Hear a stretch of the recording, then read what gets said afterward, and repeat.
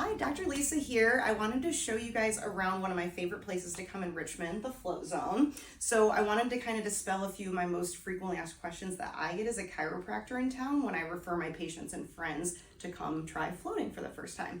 So you'll walk into this beautiful front entryway, and then the attendant, usually at the desk, will start to walk you back. So as you come back through this nice private area, there is a little area where they might offer you to drop off your shoes if you would like, or maybe leave a couple other personal items around. And then you can see through this other doorway after your float, you could go into the relaxation room. You could have a cup of tea, a glass of water, just kind of sit and chill out.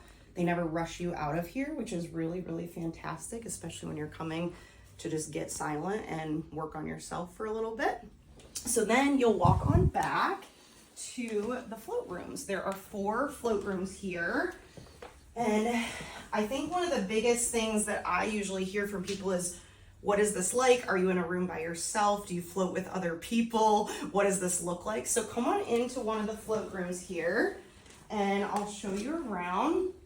So when you first come in, you'll see you are in a completely private room all to yourself. Your attendant will lock the door or shut the door really, and then you can lock it behind them. There is a call button if you ever need them to come back and help you with anything, but you'll come in here and you have this entire space to yourself.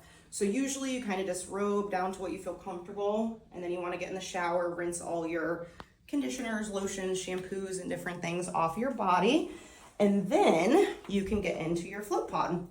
The biggest thing that I get questions on is, ooh, I don't know if I can do this. I feel claustrophobic in spaces. So if you look at this pod, you could leave it as open as this. So I personally have never seen anybody say that they would be claustrophobic when it's this open, but the lid is extremely light. So you can pull it up and down and close it to wherever you felt comfortable. So you could even leave it cracked if you wanted to have some extra space. If you want to leave it just a little bit to make sure you feel like, okay, I know there's an out, you could put a towel roll. They always have extra items over here on the chair. You could roll the towel to kind of keep the lid open a little bit.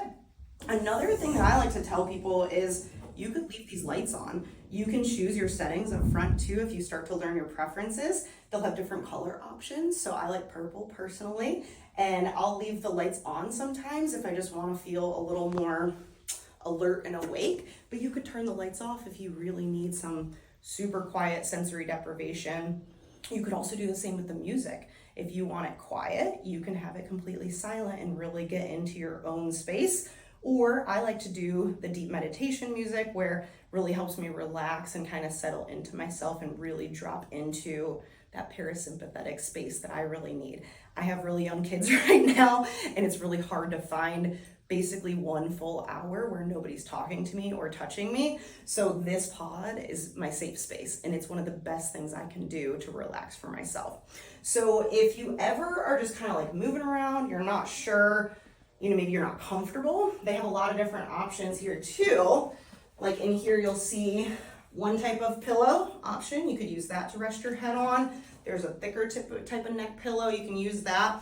And then in pregnancy, one of my favorite things was the pool noodles. So I would put these kind of between my legs or under my arms so I could be on my side, or maybe put them under my legs when I was on my back. And it just helped me to find even more positions. So if you find you have things that you might need on future sessions, you can talk to the front desk and they're happy to accommodate you at different things. If you leave the pod open and you feel like you're getting a little cold, there again are extra towels here, and you can kind of learn this as you do repeated sessions. The front staff will give you extra towels, and sometimes just laying a towel over your chest really helps to keep you warm if you're leaving that pod fully open.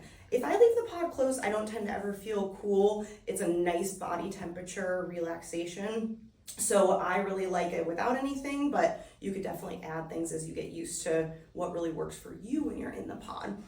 I think the last thing that I get from patients the most is, how do they keep this thing clean? So first of all, the salts that are in here, there's over 1,000 pounds of salt, and that is very sterilizing and cleansing all in itself. But then if you look behind me, there is this massive filter right here that it goes through 3 different layers: UV, ozone, and this 1 micron filter, which is more than sufficient for this size pod to keep it perfectly sterile and clean. As you hop out of the float tank and you get into your shower to kind of rinse all the salt off of you, you'll hear this filter kick on and you know that it's really getting clean. And the reason that I love the float zone above and beyond like this filter in itself is the entire space is always pristine and beautiful and super clean.